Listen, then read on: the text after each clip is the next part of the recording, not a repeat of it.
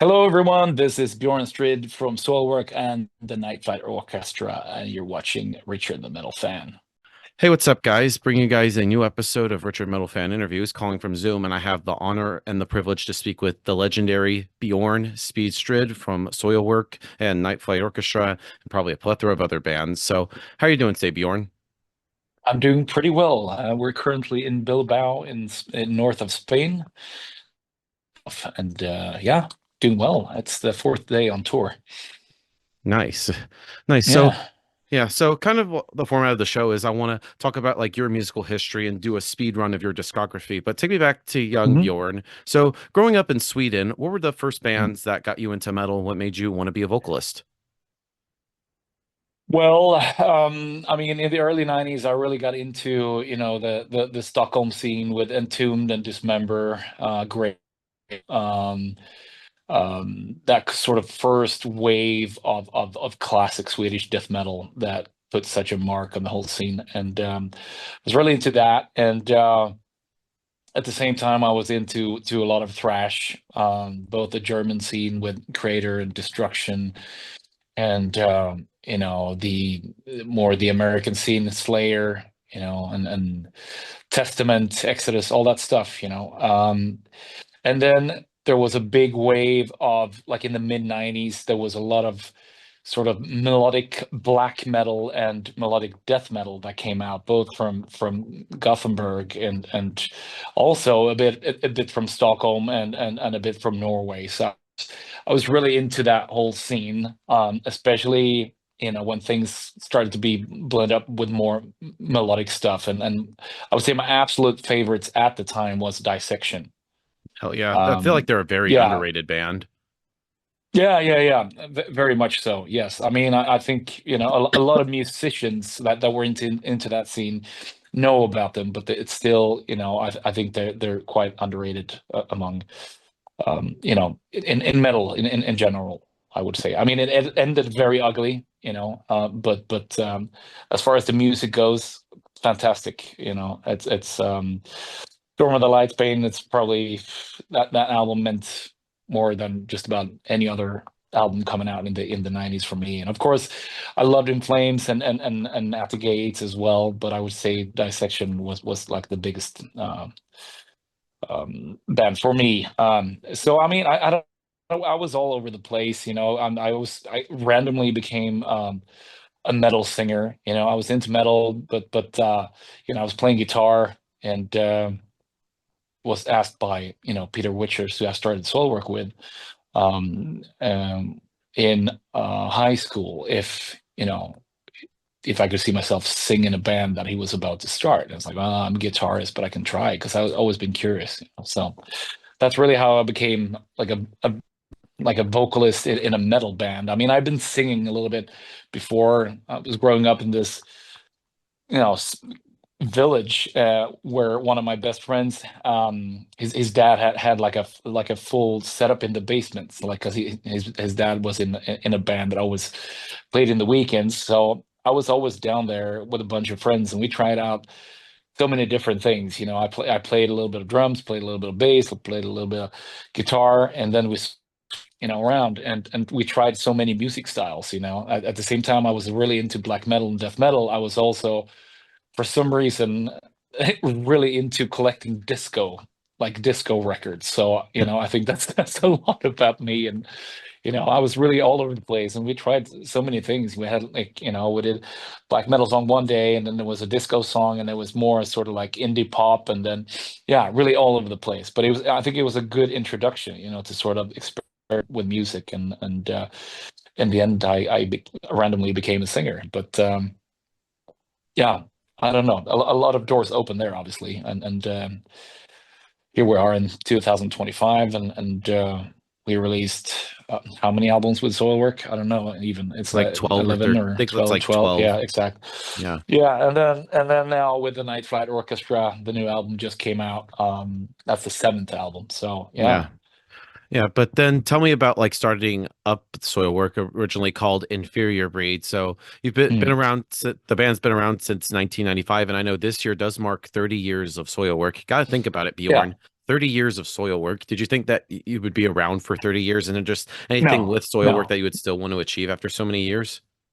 no. But then again, I didn't really have any other plan. I mean, it all happened very randomly, and I was very young, and it was not like I knew. It was like, oh, I want to become Hmm. a, I want to bank or I want to be a fireman or whatever. I didn't really have any plan. I just loved music and how it made me feel, and then suddenly we got signed, and then we got to do our first tour, and then things started happening really, really quickly, and you just roll with it, and then suddenly I mean, it's 30 years later. Of course, there's been times when I've been, been able to stop and kind of digest the whole thing, but it's still kind of surreal.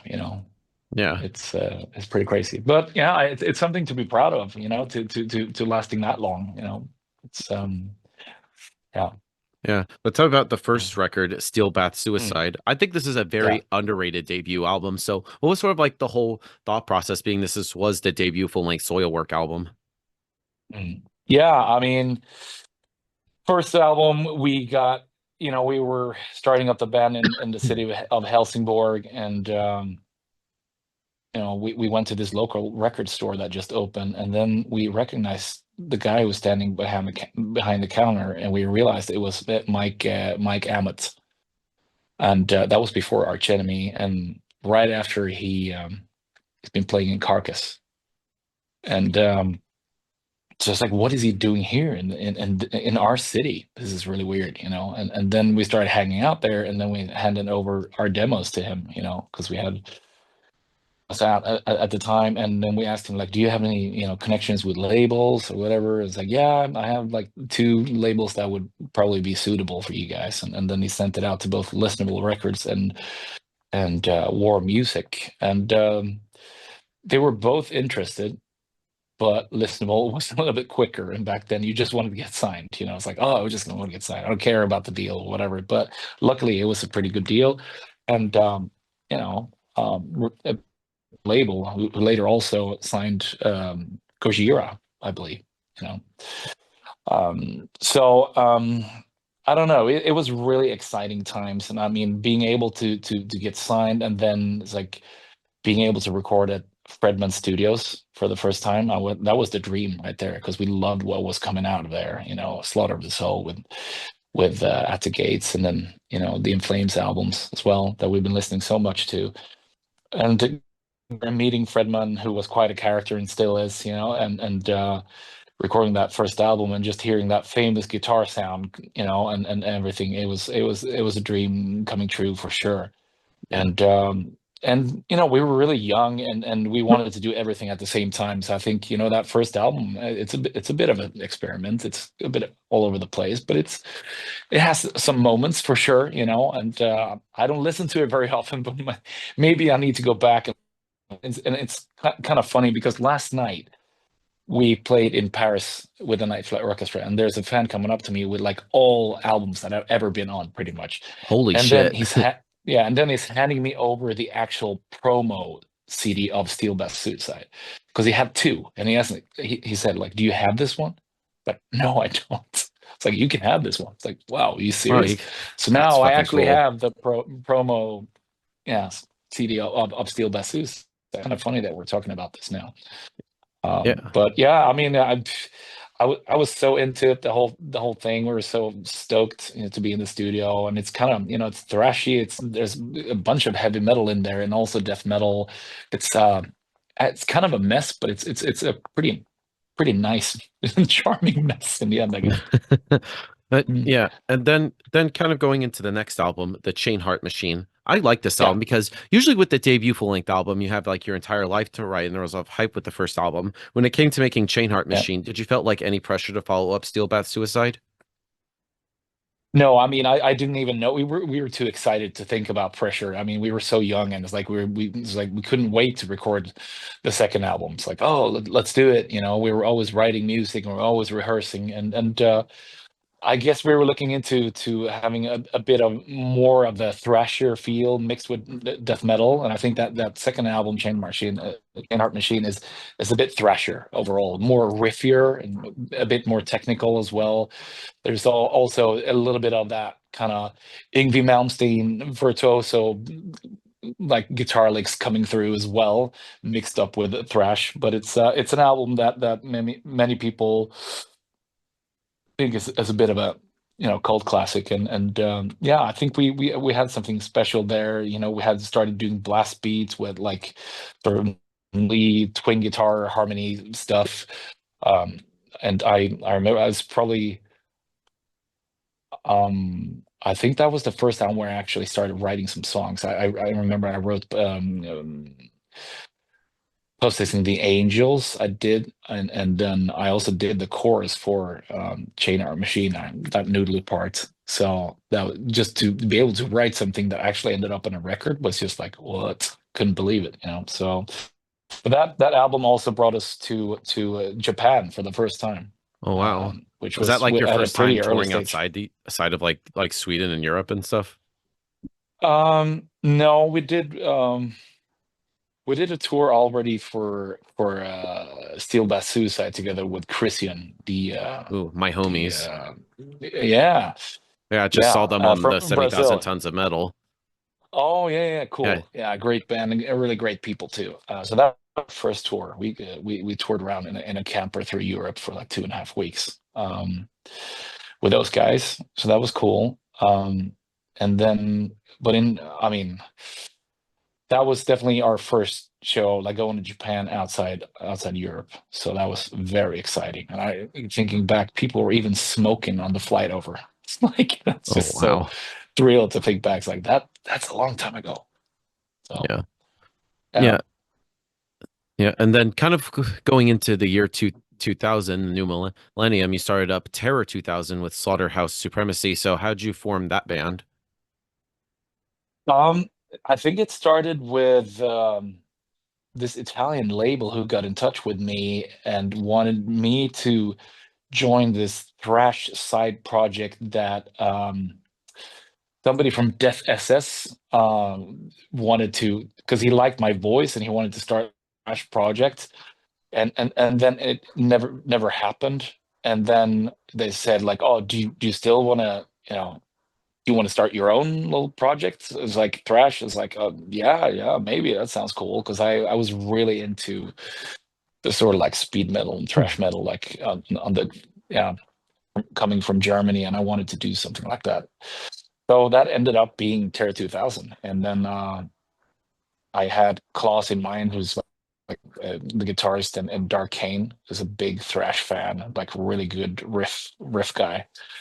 Um, so I brought him along, and then yeah, that became a band as well. So and was the first album released in 2000? Was it? Is it that? Yeah. Yeah. That was Slaughterhouse Supremacy. Yeah, yeah. That's crazy too. That's a long time ago. Yeah. Yeah. No, but 25 that years. was really cool. Really cool. Oh, yeah. I composed a lot of stuff for that album as well, and I just loved having that kind of sort of had Yeah. a bit more of a punky feel compared to what, because Soilwork was very sort of technical, and Terror 2000 was kind of more like punky thrash, really fast stuff that I couldn't really channel in Soilwork the same way. So that came sort of later, but in the beginning, I remember like we were talking, I wanted to do faster stuff, and he liked some, but not too much. So it was like it became sort of like a side thing, where I could kind of channel all those influences. Yeah. Yeah, and then going to 2001, you went back in the studio so work and you did a Predator's Portrait. It's pretty much what Yeah. I would consider the next evolution in the Soilwork sound. Mm. So what was the Yeah. thought process making this? Well, I mean, I came to a point where because I saw the other guys in the band really musicians, and I also felt that I could do more vocally, so that it was sort of like a natural step for me to start adding other types of voices and clean voices, and And back then it was like, oh, you're doing clean vocals, you're trying to sell out, or you're trying to, Yeah, reach which is the bigger messages. dumbest No, shit that's ever. I know, it's so stupid. But that was obviously not the case. It was just like, hey, I want to do more things. I want to, express myself and so it was a natural step, and that's the first time and only time I actually went to a vocal coach before that album, just to get some kind of like a confirmation that, hey, you can do this kind of. And he gave me some exercises, and I practiced a lot on my own. Yeah. And yeah, I mean, listening back now, it's like you can tell that I'm not very confident in what I'm doing. It's still sort of like an experiment, but there's some good melodies on that album, Yeah, the like vocals as songs like well, Bastard Chain, like all these songs are yeah, I just mean, guitar yeah. work it's fantastic on that album. I would say especially really, Yeah. really good. And I love how the album was also like recorded the same time as like Opeth did Blackwater Park. Did you like know any Exactly. of the Opeth guys? No, not until then, but we got to know each other in the studio. I mean, we're both in the same studio. Well, I mean, it was sort of divided into two studios. It's two studios in one, and they were bigger room, I believe. And yeah, I've not heard. I mean, I heard maybe like the debut, like way back, and so I didn't really know what they were about, but then we got to hear some of the stuff, taking form in the studio. Like we were sitting there, and you could turn up the speakers, so you could actually hear when they were recording stuff.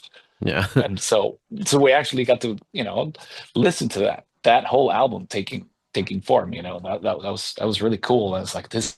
I felt like this is very different. Yeah.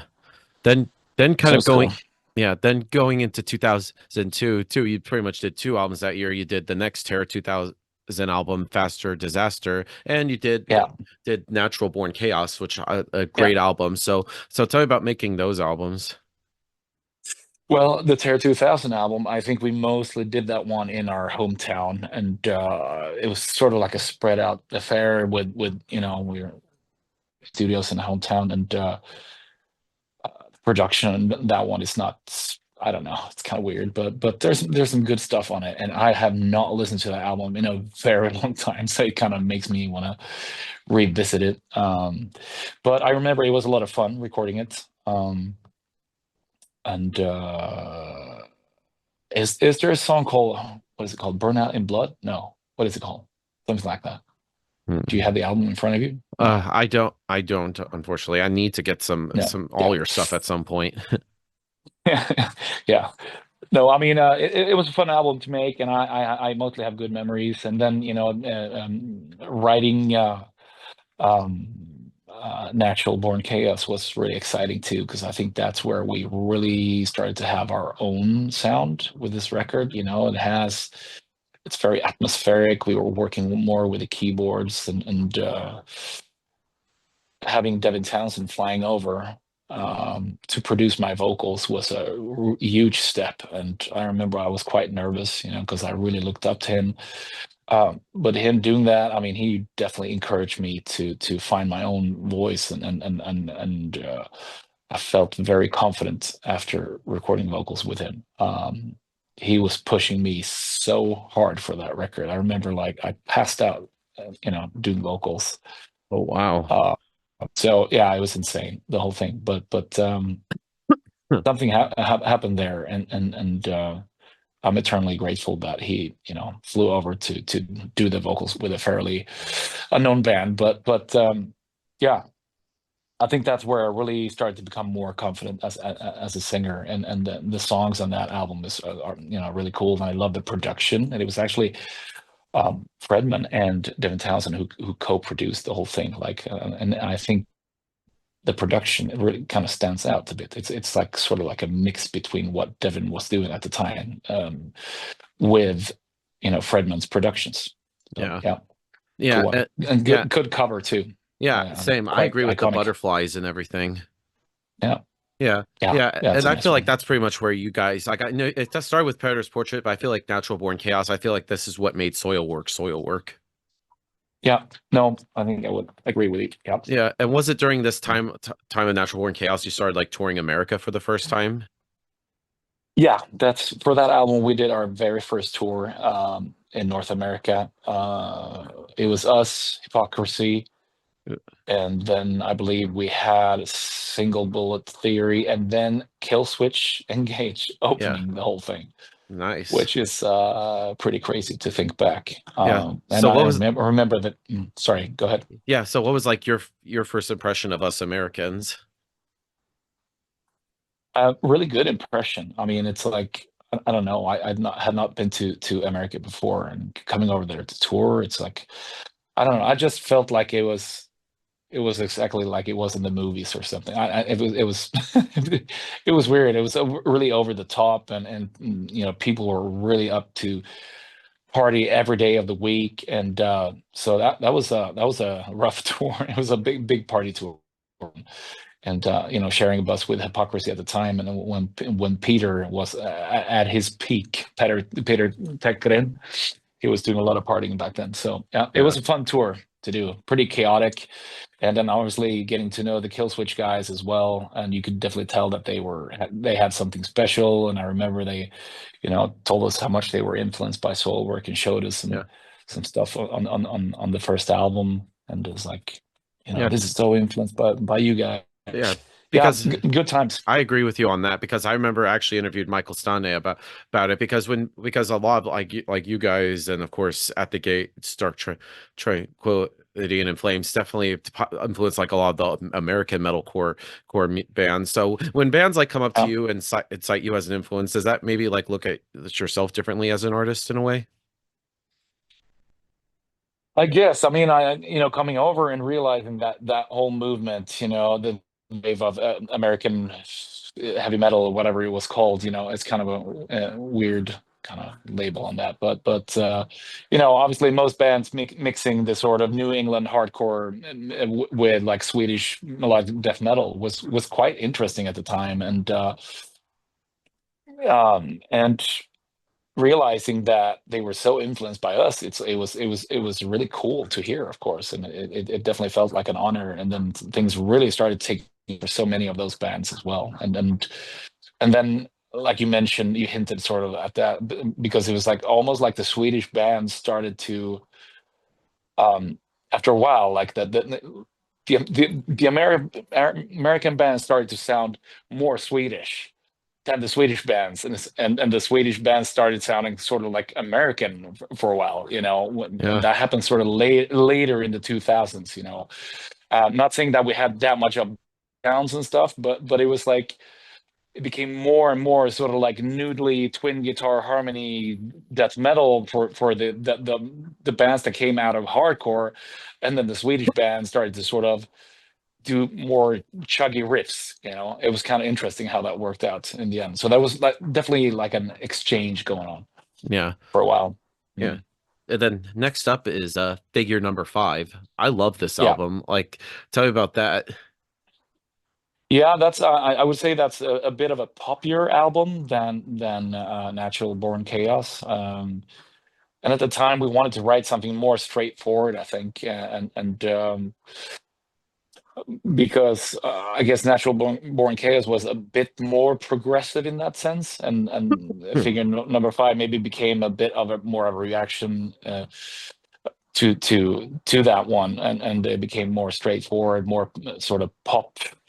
Uh, how can I say? Structure, like it's a bit more of like a pop song structure uh, going through that album.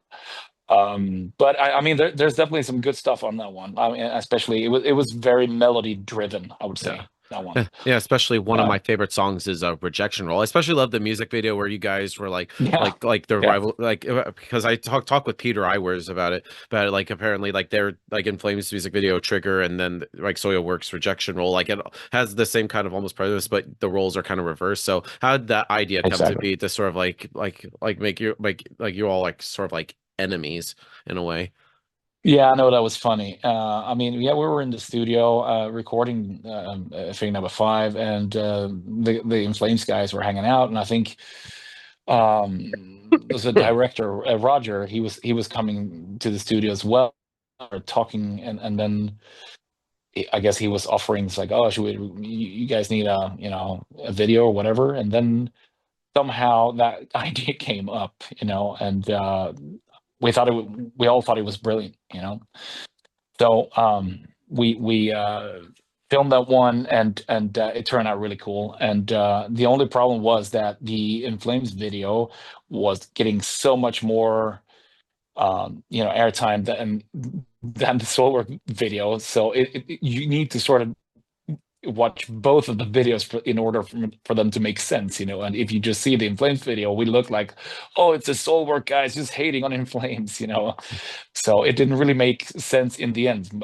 unless you really watch the two videos. But it was such a great experience, and yeah, a fun memory. And we talked a lot about it on the tour that we just did with In Flames in October, so that was fun. Yeah. And then going into 2005, which this year marks 20 years of the last Terror 2000 album, Terror for Sale, and of course, Yeah, Stabbing the Drama for Soilwork. So tell me about those yeah. albums and how do you feel about them now, 20 years later? Yeah, I mean, obviously, Stabbing the Drama did a lot of things for us, and I think that album was quite influenced from the sort of American scene. Listening back nowadays, and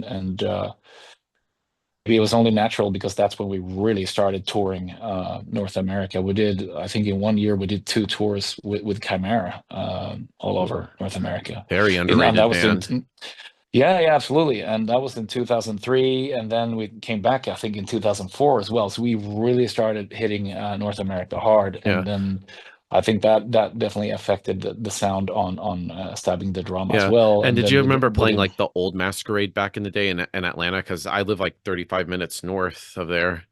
Oh, you do? Yeah, absolutely. Absolutely. I don't know how many times we played that place. Yeah, because do you So remember many times. how when bands like load in their shit, there was always that makeshift elevator that would come down and it would Yeah, load yeah, up, then it would rise back up. yeah, yeah. Yeah, Classic. yeah, And and then there's the always worried walking about. distance to Claremont Lounge as well. Oh yeah, and I always remember like Yeah. people were worried about like the heaven stage, like just the stair upstairs, like it would cave in and stuff.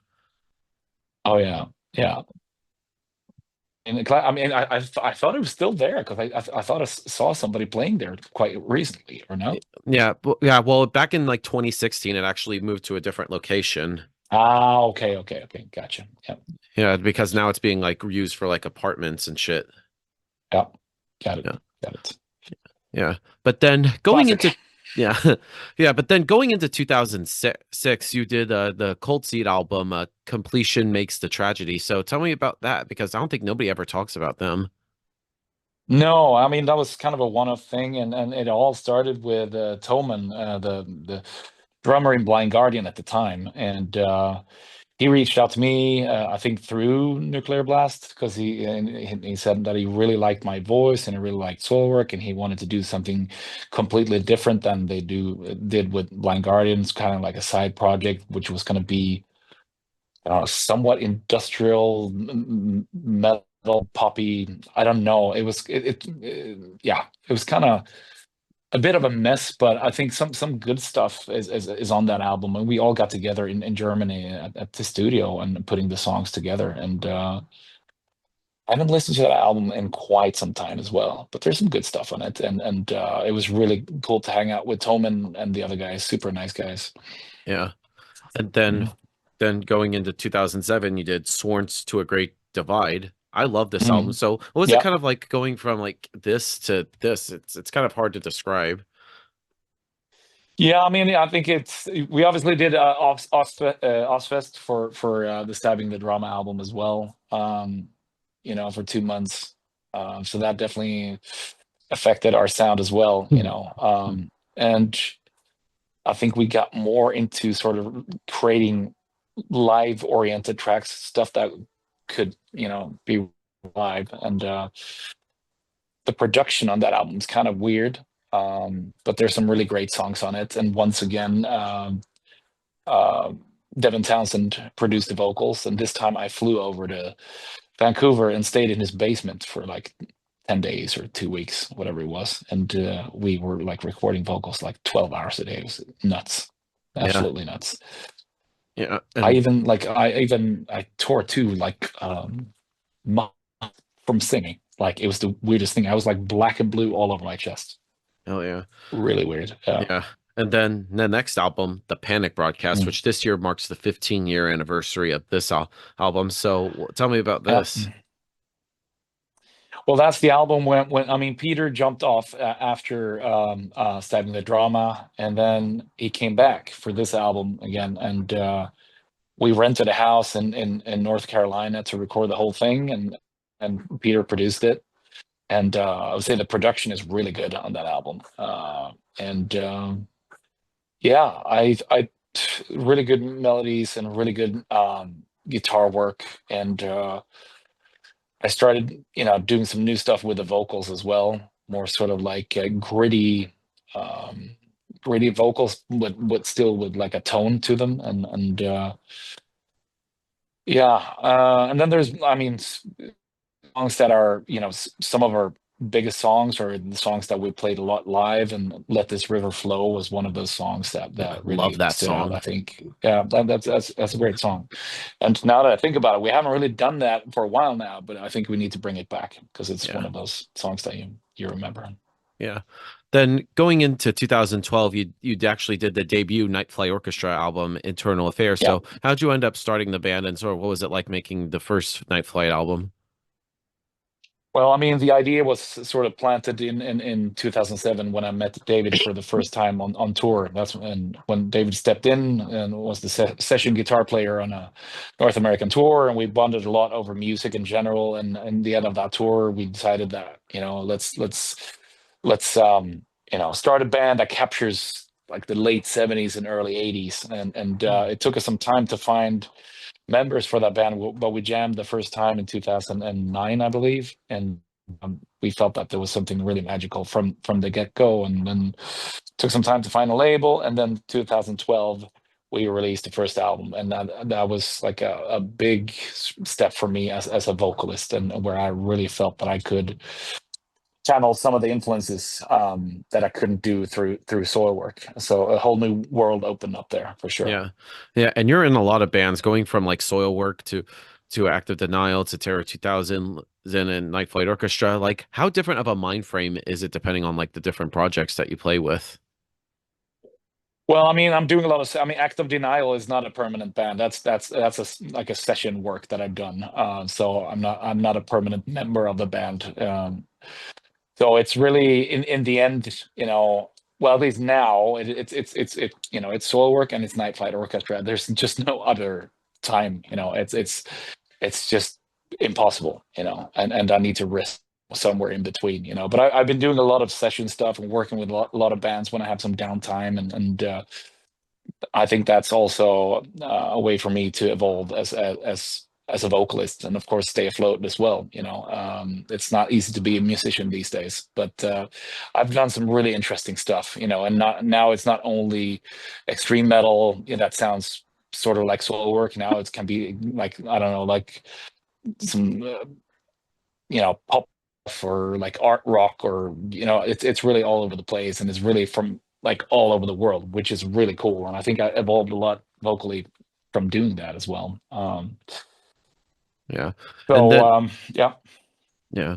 And then going into 2013, you went back in the studio with Soilwork and you did The Living Infinite. I love this album. This yeah, was one of my favorite albums from yeah, 2013. So what was sort of like the thought process going into that? And more importantly, what made you guys decide to do like a double album?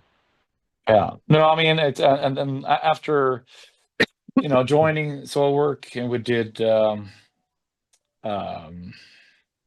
the previous record. Why am I drawing a blank now? It's The Panic Broadcast? yes, thank you very much.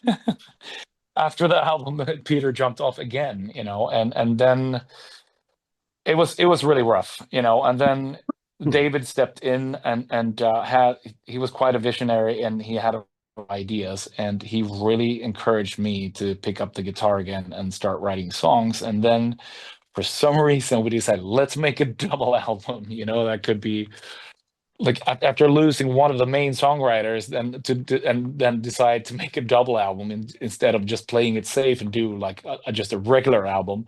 But maybe I think that was the perfect thing to do. We needed to go through that, experiment and challenged in order to come out and start somewhat of a new era for the band, you know. So Yeah. and I'm really happy with that album as well. It's very diverse and it's super melodic and atmospheric and it's making sense. It really is, you know. There's a lot of songs. It's a double album. It could have turned out, you know, terrible, but in fact it became a crucial point in this band's career and something that we need to go through. Yeah. And yeah, definitely. And then moving on to the to 2015, you did two other albums with Night Flight and Soilwork. First off being The Ride Majestic and also Mhm. Skyline Whispers. So what was that Yeah. whole year like for you? Um, yeah. Trying to think back. That was when I had been living in Toronto for 4 years and moved back in 2015. Moved back home again, started from scratch, writing that album. So it was an interesting time and a bit dark at times as well, but I think it, you know, reflected on the album as well. And there's some really good, interesting and intricate stuff on that album, and Dirk for Bjorn, the drummer, he's firing on all cylinders in that one as well. Really great drumming, I would say, but pretty dark album overall, I would say. Yeah. Yeah, and then going into 2016, I know you did the get the Gathering of the Kings, like you played with them for a bit. Yeah, So tell me about them.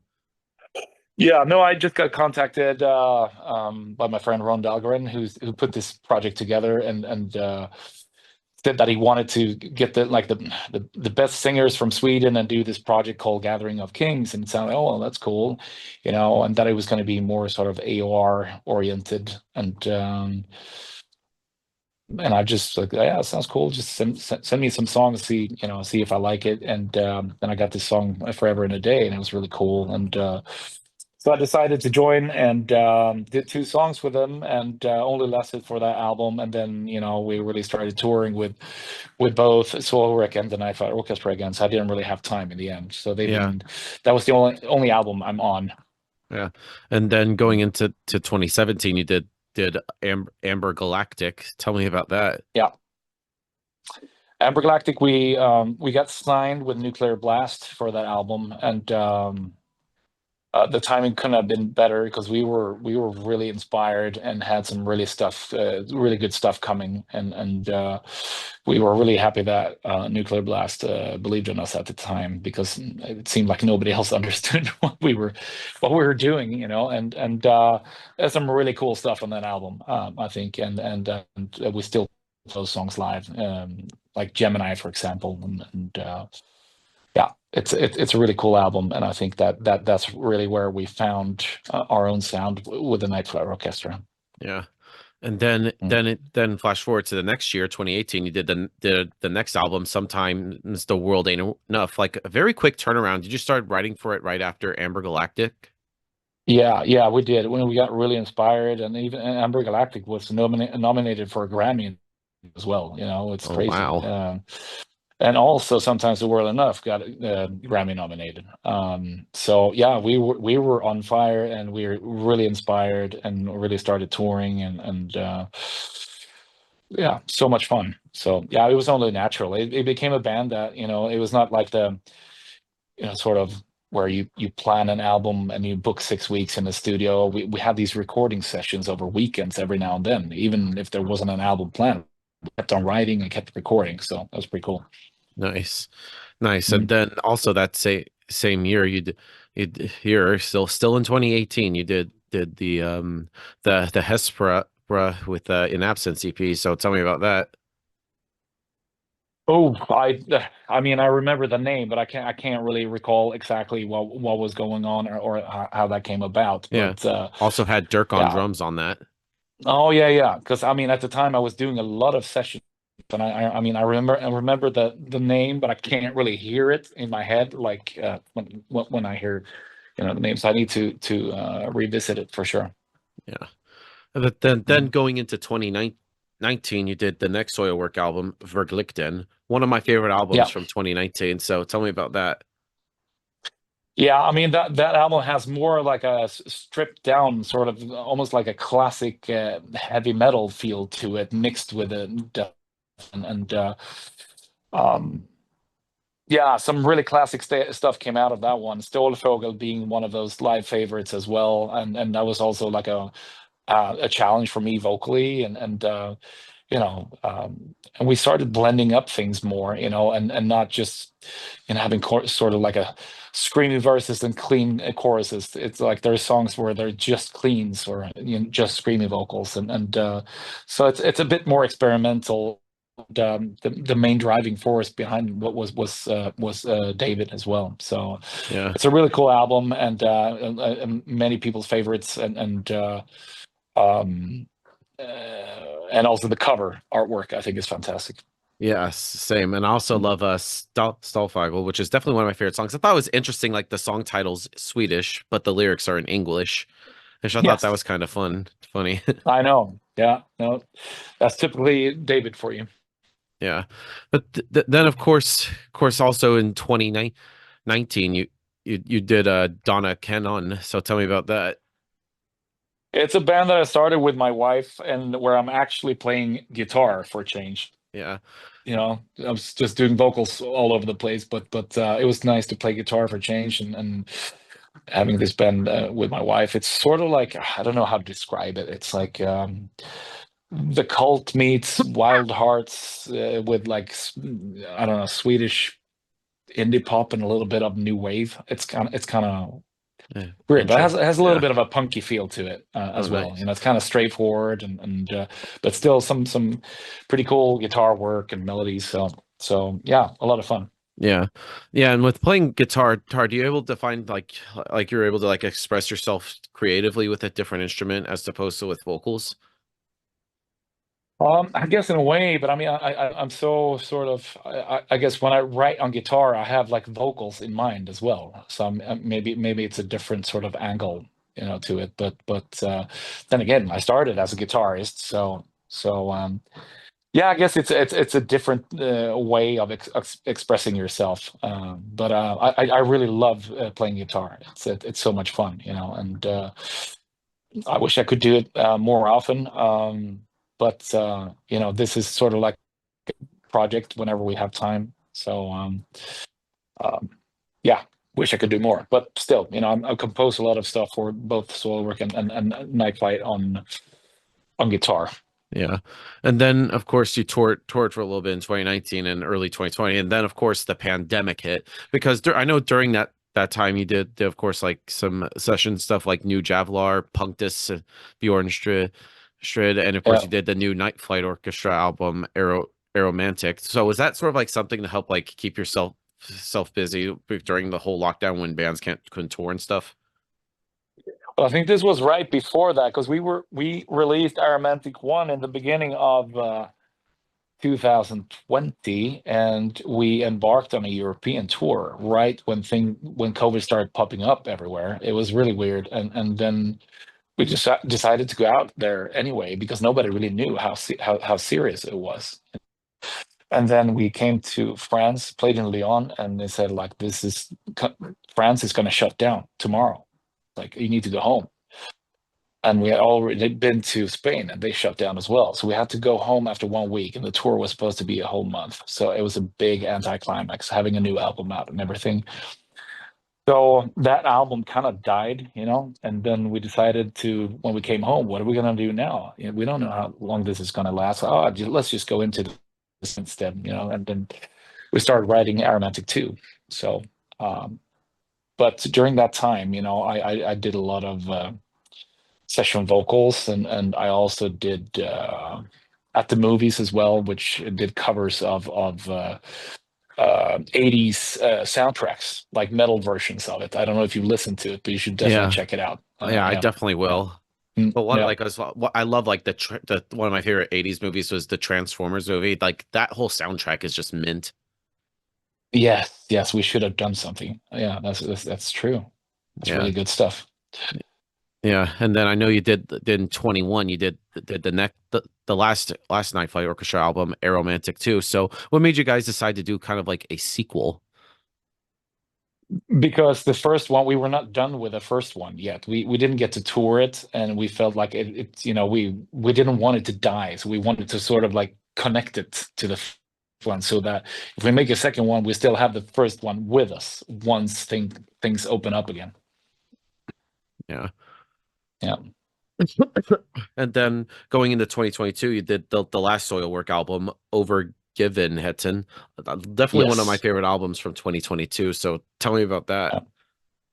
Yeah. Yeah, that album is I'm really proud of that album as well. And then, obviously being David's last Soilwork album before he passed away.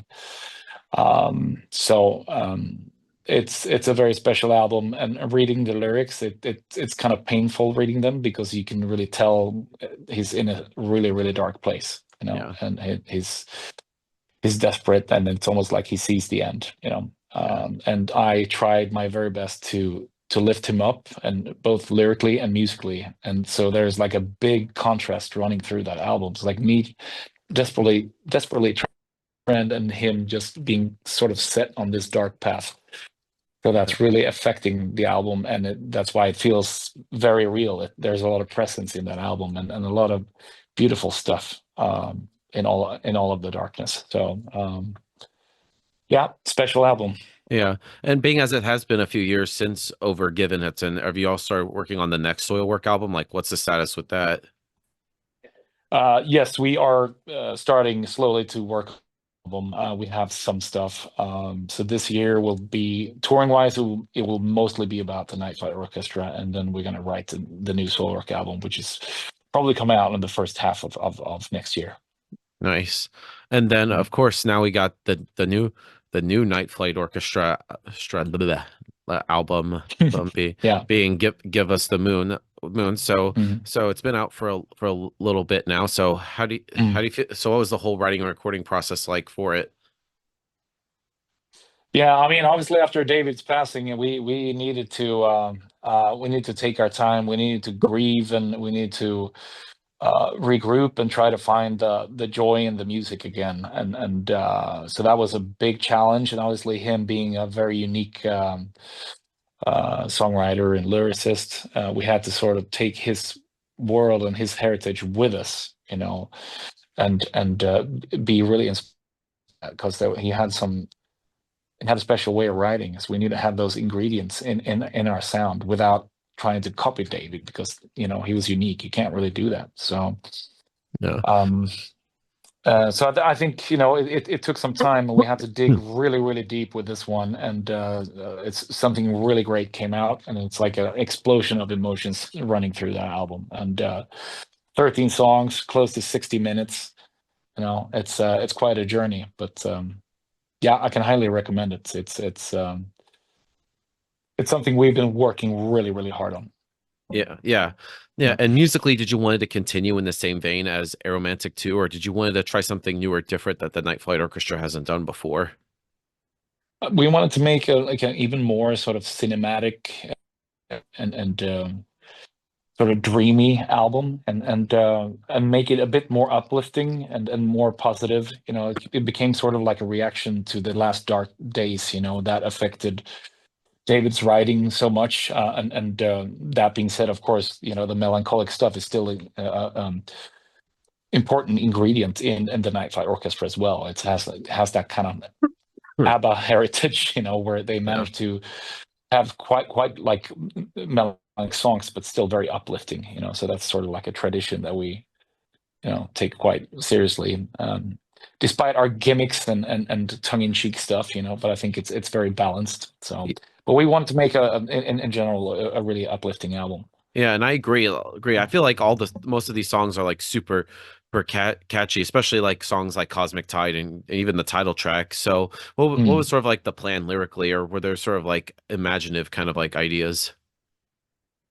I mean, I wanted a lot of things happened obviously during these years, and I came to a point where I wanted to write something like that was more connected to reality, but also mix it up with more sort of lyrics that are full of escapism, and quite trippy, like we've always had. And I like that contrast because David was really, he had a hard time with the reality. He always wanted to escape.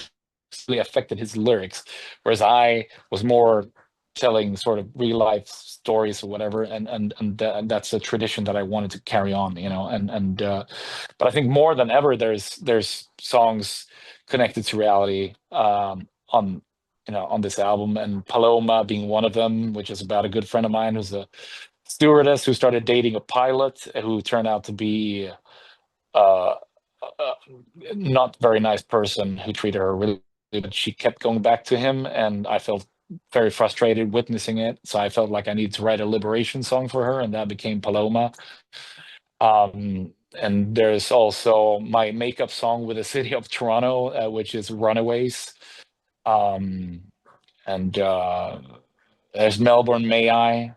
We were doing our first tour in Australia with the Night Flight Orchestra, and on my way there, we're connecting in Doha, and I get a call Hmm. from my mom telling me she has breast cancer, and that's really rough to get a phone call like that when you're on your way to the other side of the world, and so I had to stay strong through that whole tour, and the Aussie crowd made us feel very welcome. Oh, it's a lot It, to deal with. yeah, I know it's tough to be on tour. You want to be close to the family, obviously, but yeah, I stayed strong, and but we got really really great reactions, and it felt like I was surrounded, with family, both with the band and the crowd, and it sort of culminated in Melbourne, which was a great night, a fantastic show, and I kind of broke down afterwards because it was really beautiful, and all of yeah, in all of the the mess, and so I felt like I needed to write some kind of a tribute to the Aussie crowd, and especially in Melbourne. Yeah. So that became Melbourne May I. So there's a lot of stuff connected to reality on there, and then more tribute mentioned Cosmic Tide, which I see is very much of a tribute to David, who Sebastian Forslund wrote, our other guitarist. So, yeah. Yeah. Yeah, and one thing I love about the album is like I feel like every song like flows naturally into the next. Was that sort of like Mm. something that planned or it just happened that way? No, I mean it was sort of planned. I mean, we like to make albums that are not concept albums, but that has actual feel over them. That you should be able to listen to the whole album, and it's all going to make sense, instead of just having like a bunch of songs piled on top of each other. It's really important that there's a flow. So we work a lot with that, and then also making some interludes and connecting the songs, and so it's always been there, and that being said, of course, we're releasing singles as well, and we want them to be able to sort of speak for themselves, but ultimately it's we're still about making full-length albums, even though the full-length album seems to be dead out there. We're trying to still keep that mission going. Oh yeah. Yeah, and so kind of like in the end to sort of wrap things up, what's next for Night Flight Orchestra or even for Soilwork? I know you mentioned you're slowly working on the new Soilwork album, and of course we Mm. got the Night Flight Orchestra to Give Us the Moon has been out for a while. It's just anything else you would like to plug in terms of tours and stuff, and when can we expect either of your bands to come and tour the States?